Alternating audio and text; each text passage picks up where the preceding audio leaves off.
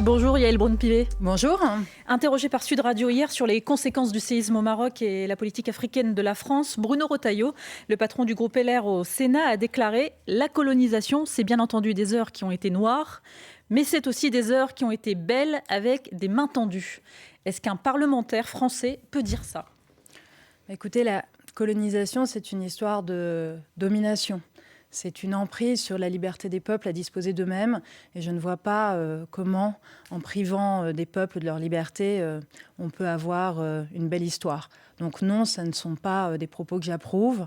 Et je pense aussi que, compte tenu des circonstances, ce n'est pas le moment des petites phrases, ce n'est pas le moment des polémiques, c'est surtout le moment de la solidarité avec le peuple marocain qui souffre. Il a donc dérapé. Est-ce qu'il faut qu'il soit recadré par le patron du groupe, par les Républicains, Éric Ciotti ? Je ne donne de conseils à personne et je ne qualifie pas les propos des uns et des autres. En tout cas, je ne suis absolument pas d'accord avec cela.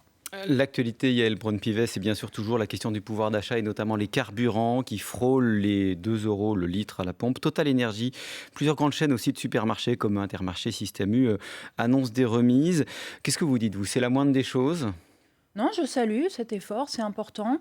Et c'est important, vous savez, dans un moment où notre pays rencontre des difficultés face à l'inflation, que tout le monde fasse un effort, que tout le monde mette la main à la pâte, et donc que l'ensemble des distributeurs fassent cet effort. Je trouve que c'est bien et tout le monde, mais pas l'État. C'est à saluer. Tout le monde, mais pas l'État. Bruno Le Maire et Bercy excluent des remises. Alors, l'État a pris sa part. Nous avons fait le chèque énergie. Nous avons, dès le mois de juillet 2022, pris des dispositions pour faire baisser le coût à la pompe. Donc, l'État a pris sa part. Maintenant, c'est ce que je dis. Tout le monde doit prendre sa part. C'est important parce que nos concitoyens en ont besoin. Mais les distributeurs qui vous écoutent ce matin doivent enrager aussi parce qu'eux aussi ont pris leur part plus tôt, il y a quelques mois, en multipliant les remises. Qu'est-ce que vous répondez à l'extrême droite qui dit que le gouvernement et la majorité font les poches des Français en cette période d'inflation parce que le prix du carburant, en fait, ce sont aussi des taxes qui pèsent lourd à 60%.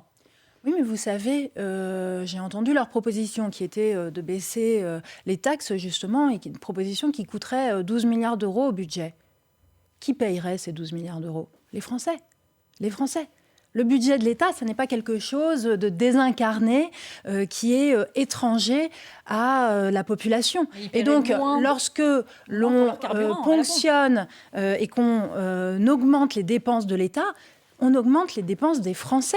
Moi, je ne comprends pas ce débat qui consisterait à penser que le budget de l'État, c'est quelque chose sur lequel on peut pomper et on peut pomper indéfiniment sans que ça n'ait aucune répercussion sur les Français. Ça a des répercussions sur les Français. On a une dette qui est très importante. On a le coût de la dette, 3 000 milliards, mais le coût de la dette a augmenté de 50% cette dernière année à cause de la hausse des coûts d'intérêt, des taux d'intérêt. Donc, il ne faut pas distinguer, en fait, le budget de l'État et les prix directs que peuvent payer les Français. C'est la même chose. Et donc, il faut avoir une vision globale des choses. Donc, c'est pour ça, mais il faut aussi saluer les efforts des uns et des autres, parce qu'autrement, je crois que ça ne serait pas juste pour ceux, justement, qui prennent leur part. Le pouvoir d'achat, il y a les Braun-Pivet, ça passe aussi par certaines mesures qui dépendent directement des députés. La loi Descrozaille, qui limite les possibilités de promotion, notamment sur les produits d'hygiène et de soins, elle est décriée. Ici même, le patron de Carrefour avait demandé un moratoire. Ici même encore, Bruno Le Maire disait l'autre jour, très bien, mais c'est aux députés de décider. Il faut que ce débat revienne devant l'Assemblée.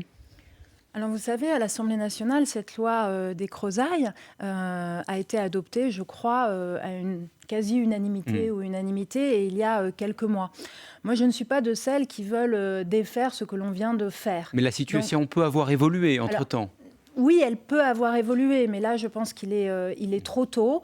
Je sais qu'il y a des discussions en cours sur un éventuel avancement des dates de négociation, et ça, nous y sommes effectivement... C'est un autre texte, et nous y sommes ouverts, mais il faudrait, en tout cas, si l'on voulait revenir de quelque façon que ce soit sur une loi qui vient d'être votée par le Parlement, qu'il y ait un nouveau débat au Parlement. Il n'est pas question de ne pas appliquer une loi que nous avons votée. Mais là, l'urgence ne le nécessite pas. Là, l'urgence ne le nécessite pas. quand vous entendez Alexandre Bompard, le patron de Carrefour, qui dit « Moi, regardez, les Français qui viennent dans mes magasins, en fait, ils font l'impasse maintenant sur les produits d'hygiène. Ils ne peuvent plus se les acheter. Or, la loi Descrozaille, elle limite les promotions qui peuvent permettre aux Français d'acheter ou pas ces produits. » La difficulté sur l'achat des produits d'hygiène, elle ne date pas de la loi Descrozaille. Là, elle est limite à 34% les promotions. Non, mais la difficulté ne date pas de la loi Descrozaille. Moi, vous savez, j'ai été longtemps responsable au Restos du Cœur. Les produits qui étaient les plus demandés par les bénéficiaires des Restos du Cœur, c'était justement les produits d'hygiène, parce que c'est ceux-là qui sont difficiles à acheter. Donc c'est quelque chose qui date d'il y a bien plus longtemps. Ne considérons pas que la loi Descrozaille est coupable de tous les maux. Qui empêche les Français d'acheter des produits d'hygiène. C'est pas celui-là, en tout cas, je crois, auquel il faut s'attaquer. Alors, comme l'année dernière, Bruno Le Maire, le ministre de l'économie, indique que le barème de l'impôt sur le revenu va être indexé sur l'inflation l'année prochaine. Concrètement, si vous avez été augmenté au niveau de l'inflation, c'est-à-dire de 4,8%, pas de hausse d'impôt. En dessous, votre impôt baisse. Cette disposition, elle est prévue en fait depuis 1969, peu importe le niveau d'inflation.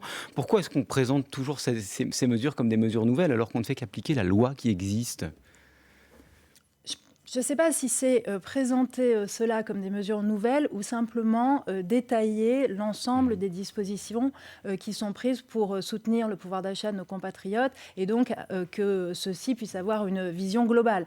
Moi, vous savez, de mon côté, inlassablement, j'explique comment fonctionne l'Assemblée nationale, comment on vote les lois, etc. Et vous savez, ce vote des lois existe depuis 1958 et pour autant, beaucoup de nos compatriotes n'en ont pas connaissance. Donc, non, mais ce que je veux dire, c'est que là, c'est présenté comme un sacrifice de la part de l'État, du gouvernement pour le pouvoir d'achat des Français. Il dit même, Bruno Le Maire, ça va représenter un manque à gagner de 6 milliards pour l'État. Mais parce que c'est important d'expliquer Oui, mais c'est important d'expliquer ce que l'on fait, d'expliquer comment cela aide les Français et combien ça coûte. Moi, je pense que nos compatriotes sont avides de comprendre, de savoir ce qui est fait, parce que il faut parler toujours à leur intelligence et leur expliquer quels sont les choix que nous faisons, quelle est la difficulté parfois de faire ces choix et quels sont les équilibres auxquels nous sommes confrontés.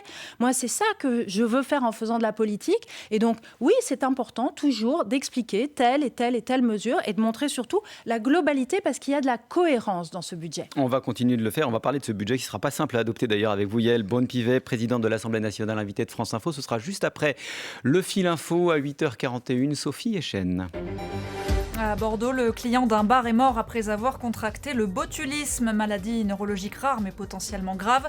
8 autres clients ont été hospitalisés. La plupart d'entre eux sont en réanimation ou en unité de surveillance continue. La Direction générale de la santé estime que l'apparition d'autres cas toujours en lien avec ce bar est possible. Au Maroc, pour la première fois, le roi Mohamed VI s'est rendu au chevet de blessés hier soir dans un hôpital de Marrakech, 4 jours après un séisme dévastateur. Le dernier bilan fait état de 2900 morts et 5500 blessés. De nouvelles recherches infructueuses hier soir dans le hameau du Haut-Vernay, dans les Alpes de Haute-Provence, pour tenter de retrouver Émile, ce petit garçon de 2 ans et demi disparu début juillet, dans des circonstances toujours très floues. Et puis vous devrez payer un peu plus si vous partez visiter Venise à partir de l'an prochain, une taxe de 5 € pour préserver la ville, victime de tourisme de masse. La mesure ne s'appliquera que lors des pics d'affluence, soit 30 jours par an entre le printemps et l'été. France Info. Le 8-30 France Info, Jérôme Chapuis, Salia Braclia. Nous sommes toujours avec Yaël Braun-Pivet, présidente de l'Assemblée nationale. On le disait juste avant le fil info, les discussions vont sans doute être de nouveau difficiles à propos du budget. On parle déjà de 49.3. LR, les Républicains parlent de motion de censure. Ce n'est ni un totem, ni un tabou, dit Olivier Marleix, le patron du groupe LR. Qu'est-ce que vous répondez ? Comment est-ce qu'on prend, quand on est à votre place, des discussions qui commencent comme ça ? En fait, les discussions budgétaires, elles sont particulières, comme vous le savez, et le vote d'un budget signe l'appartenance à une majorité. Il ne vous aura pas échappé que nous n'avons pas trouvé, malgré nos efforts, des partenaires pour former une coalition et pour pouvoir diriger la France. Donc nous sommes en état de majorité relative. La conséquence directe de cela, c'est qu'il est probable que nous soyons et que le gouvernement soit obligé d'activer le 49.3 sur le vote budgétaire. Tout le monde s'y attend. Ça ne fait plaisir à personne parce que nous aurions préféré avoir une majorité ou en tout cas la trouver au sein de l'Assemblée nationale. Rien n'est perdu et nous essaierons jusqu'au bout de la trouver parce que quand nous sommes aux responsabilités, c'est notre devoir à nous de rassembler et d'aller chercher des alliés. C'est ce que nous faisons sur l'ensemble des textes. Et ça veut dire que comme président, vous vous attendez toujours à présider une assemblée éruptive ? Alors, ce sont des choses différentes parce que l'Assemblée est éruptive par moments, mais pas toujours, et c'est heureux. J'espère que cette année, les débats seront plus apaisés parce que tout l'été, les Français m'en ont parlé et m'ont dit qu'ils étaient choqués par ce qu'ils voyaient à l'Assemblée nationale.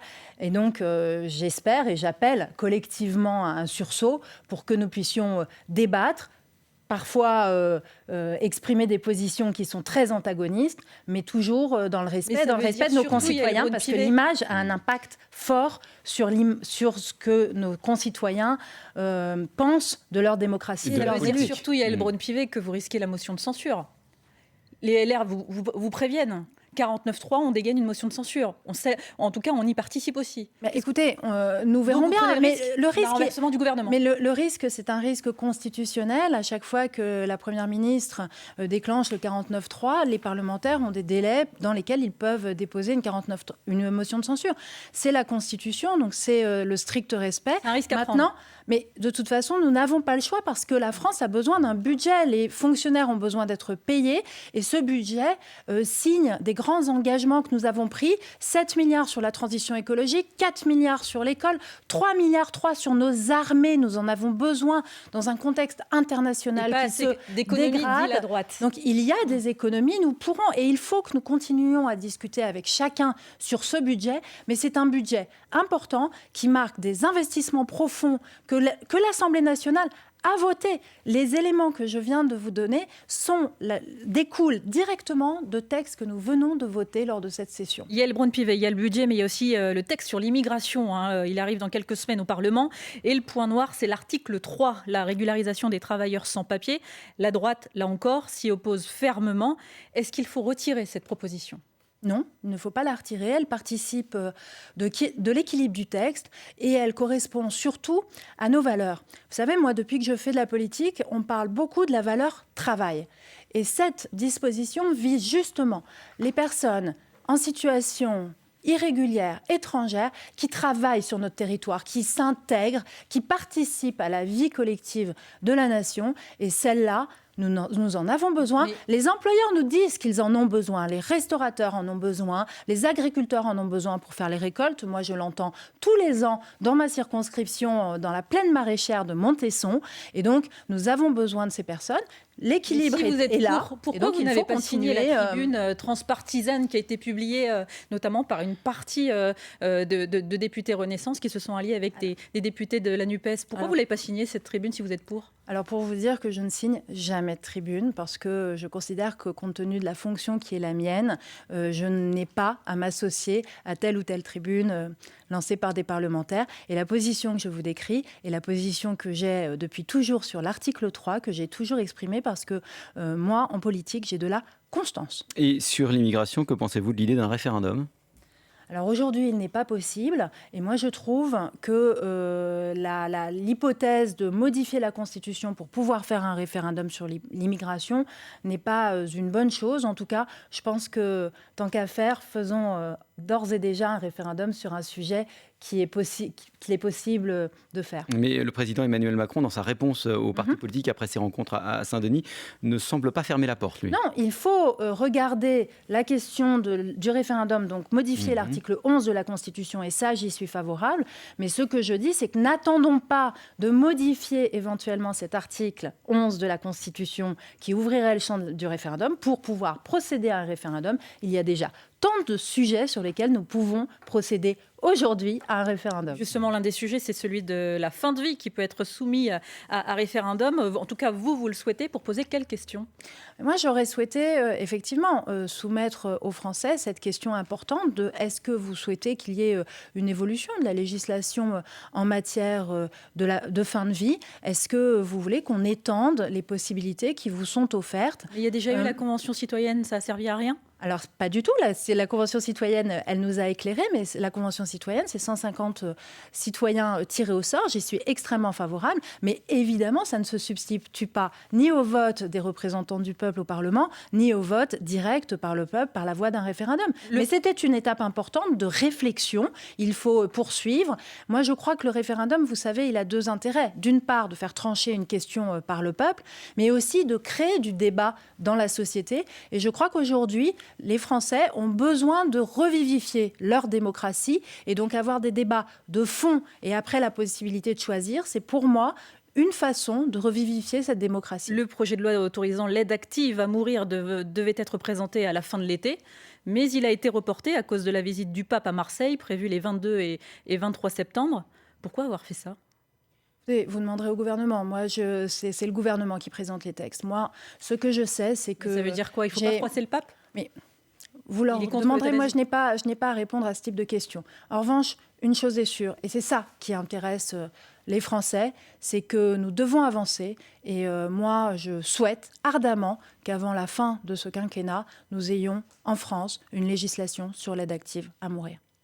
On va continuer de parler avec vous de l'actualité et notamment de l'école et de la laïcité. Yaël Braun-Pivet, présidente de l'Assemblée nationale, invitée de France Info. On vous retrouve juste après le fil info à 8h49, Sophie Echen. La Corée du Nord sera toujours avec la Russie, affirme Kim Jong-un à l'instant. Le dirigeant nord-coréen est en ce moment en Russie sur une base de lancement avec Vladimir Poutine. Les deux hommes s'entretiennent depuis ce matin. Le président russe a promis que Moscou aiderait Pyongyang à construire des satellites. Une enquête ouverte par le parquet de Reims pour comprendre les causes de la mort d'un jeune homme de 19 ans vendredi pendant les vendanges. Il travaillait sous un soleil de plomb avec jusqu'à 34 degrés enregistrés à l'ombre. Coca-Cola, Nestlé, Ferrero, entre autres, l'ONG Foodwatch épingle des géants de l'alimentaire, les accusant d'être responsables de la malbouffe chez les enfants en les inondant de publicités pour des aliments trop gras, trop sucrés ou trop salés, avec des emballages colorés, des jouets dans les paquets de gâteaux ou encore leur star préférée sur les canettes de soda. Foodwatch demande à l'État d'instaurer des règles strictes. Elle refuse d'accepter la sanction. La tenniswoman Simona Halep, ex numéro 1 mondial, suspendue pendant 4 ans pour dopage, elle va faire appel. France Info. Le 8-30 France Info, Jérôme Chapuis, Salia Braclia. La présidente de l'Assemblée nationale, Yaël Braun-Pivet, toujours invitée de France Info ce matin. La rentrée scolaire a été marquée par l'interdiction de l'abaya dans les établissements. À ce propos, juste avant l'été, vous avez confié dans une interview que vous n'hésiteriez pas à voter une nouvelle loi pour, je cite, une école publique parfaitement laïque. Parfaitement laïque, ça veut dire quoi ? Je pense que c'est très clair, parfaitement laïque, où les religions n'ont pas leur place, où nos élèves peuvent s'instruire, évoluer dans un cadre qui est respectueux des valeurs de la République. Et vous disiez, ça veut dire sans abaya, ça veut dire sans ramadan. Alors, je n'avais pas dit sans ramadan. Ce que j'avais dit, c'était à la suite d'entretiens avec des mères qui m'expliquaient qu'ils avaient des parents qui, quand leurs enfants étaient à l'école primaire, demandaient à ce que les enfants n'aillent pas à la cantine et demandaient aux mères de prendre en charge la surveillance des cantines, des enfants qui n'allaient pas à la cantine. Et donc ça, ce n'est pas à la puissance publique de prendre en charge à l'école publique les choix personnels des parents. Et quand Jean-Luc Mélenchon vous accuse d'islamophobie sur ce point précis ? C'est ridicule. Pour faire suite à l'interdiction des abayas, Gabriel Attal, le ministre de l'Éducation nationale, a embrayé avec la volonté d'expérimenter l'uniforme, la tenue unique à l'école, seulement l'uniforme, la tenue unique. C'est ce qu'a proposé le RN dans une proposition de loi en décembre dernier, proposition qui a été rejetée par la majorité. Vous avez changé d'avis maintenant ? Alors moi, je n'ai jamais changé d'avis sur cette question. C'est un débat qui parcourt la majorité, qui parcourt, je crois, aujourd'hui le pays. Aujourd'hui, les établissements peuvent avoir une tenue unique s'ils le décident entre la communauté, après une discussion entre la communauté enseignante, les parents, les élèves. Donc, c'est déjà une possibilité qui est ouverte et donc l'expérimentation peut avoir lieu. Mais alors, pourquoi ne pas avoir voté la proposition du Rassemblement national ? Parce que justement, c'est quelque chose qui peut être souhaité dans des établissements, qui peut être expérimenté communauté, il ne s'agirait pas de la développer et la déployer sur l'ensemble des établissements français d'un coup d'un seul. Après, il faut qu'il y ait un vrai débat sur ce sujet.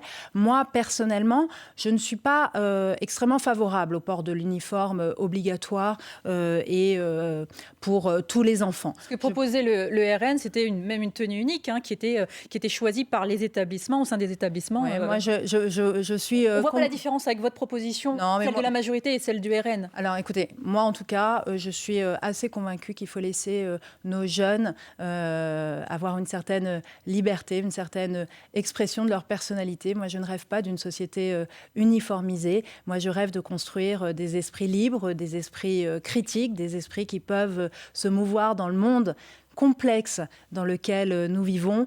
Et donc, je ne suis pas fan de ce type de proposition. C'est ce que me disent mes enfants.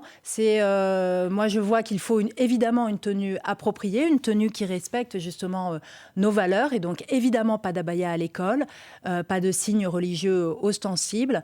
Mais à mon sens, il ne faudrait pas aller plus loin, sauf si, effectivement, dans un établissement, les enseignants, les parents, les élèves sont tous d'accord pour aller plus loin, et dans ces cas-là, libre à eux. C'est aussi ça, respecter le dialogue, respecter les gens et les différentes communautés. Et là, si une communauté scolaire souhaite aller dans cette direction pour telle ou telle raison, libre à elle de le faire. Bien sûr, c'est pour ça que j'ai précisé communauté scolaire. Yael Braun-Pivet, vous avez annoncé avoir porté plainte après avoir reçu un courrier antisémite. Ce n'est pas la première fois. Il faut le faire à chaque fois. Alors, il faut le faire à chaque fois. Moi, j'ai fait les comptes, justement, et c'était la 21e plainte que je dépose en un an. Et donc, oui, il faut le dénoncer, il faut porter plainte, essayer de retrouver les auteurs pour pouvoir les poursuivre et les punir. Et puis, il faut dénoncer parce que, collectivement, nous avons besoin d'avoir une prise de conscience sur cette résurgence de l'antisémitisme dans notre pays et une prise de conscience aussi sur ce que peuvent subir les gens qui s'engagent, les élus. On a eu l'année dernière plus 32% de violences à l'égard des élus. On en a vu, ces violences se sont exprimées durant les émeutes. Il ne faut pas qu'en France, lorsque l'on s'engage en politique, il ne faut pas que cela coûte. Il ne faut pas que l'on soit menacé, il ne faut pas que l'on ait peur de s'engager. Et ce n'est pas sans lien d'ailleurs avec un courrier que vous avez envoyé au président de la République, toujours à la suite des rencontres de Saint-Denis. Vous lui demandez de mettre en place un statut de l'élu. C'est lié notamment au ras-le-bol que peuvent avoir les personnes qui s'engagent en politique et qui en prennent plein la figure. On en parle beaucoup du statut de l'élu depuis très longtemps aussi. Et à chaque fois, on avance par petites touches. Je pense que là aussi, il faut qu'on ait une réflexion globale sur... En fait, les incitations et les freins à l'engagement. Mais il s'agit de quoi ? Il s'agit de répondre justement au fait que les gens s'engagent moins parce que c'est trop dur. Mais d'une façon générale, les gens s'engagent moins. Moi, je viens d'aller au salon des associations dans mes communes. Et j'ai beaucoup d'associations qui m'ont dit on recherche des bénévoles, on en manque. Et donc, on a besoin d'avoir un choc de l'engagement finalement. Dans une société telle que la nôtre, nous avons besoin de gens qui s'engagent. On a besoin d'engager. Mais c'est plus vrai pour la politique en politique. Il faut les deux. Il faut, et nous avons une proposition de loi à l'Assemblée nationale sur l'engagement associatif pour favoriser cet engagement. Il faut travailler sur l'engagement associatif parce que nous avons besoin des bénévoles et il faut travailler sur l'engagement politique parce que nous avons besoin des élus. Nous avons besoin dans nos 36 000 communes de maires, d'adjoints, de conseillers municipaux, de personnes qui s'engagent, qui font vivre nos villes et nos villages. Et donc, regardons avec elles, avec les associations d'élus, comment nous pouvons favoriser cet engagement pour que cet engagement ne soit pas une contrainte trop importante qui vient finalement freiner les bonnes volontés et les envies de s'intéresser au vivre ensemble. Pardon, je vous écoute, Yael Braun-Pivet, et vous racontiez à l'instant que vous receviez de nombreuses lettres de menaces, de nombreuses lettres d'antisémitisme, et que ça vous force à aller porter plainte. Comment vous le vivez, vous, présidente de l'Assemblée nationale, vous recevez ce genre de menaces? Comment vous le vivez? Je le vis mal. Je le vis mal parce que, en plus, dans chaque courrier, on parle de mes enfants, on dit qu'on va passer à l'acte. Et donc, je le vis mal parce que, en fait, comme vous le savez peut-être, mais moi, ma famille a fui le nazisme et s'est réfugiée en France. Et la France a été la terre qui les a accueillis et qui leur a permis de faire leur vie. Et leur petite fille, aujourd'hui, est devenue présidente de l'Assemblée nationale. Et donc, qu'il y ait encore, en terre de France, des gens qui profèrent ces menaces antisémites, en fait, c'est le pire des cauchemars qu'ils auraient pu vivre, puisqu'ils avaient trouvé asile ici. Et donc, ça fait mal. Et en même temps, ça incite au combat, parce que je reçois beaucoup de témoignages, je reçois beaucoup de messages de soutien de toutes parts, de tous les camps politiques. Et je me dis que face à ce combat, face à ces menaces, je ne suis évidemment pas seule et que c'est un enjeu collectif, parce que la société que nous voulons construire ensemble, c'est une société de respect, et c'est une société qui ne tolère pas la haine de l'autre, que ce soit pour sa religion ou pour sa culture ou pour son origine. Et c'est pour ça aussi que quand Jean-Luc Mélenchon vient dire qu'après tel ou tel propos, je suis islamophobe, ça n'a aucun sens, parce que ça ne correspond tellement pas à mes valeurs et à mon histoire. Yaël Braun-Pivet, présidente de l'Assemblée nationale, merci d'avoir été l'invitée de France Info ce matin.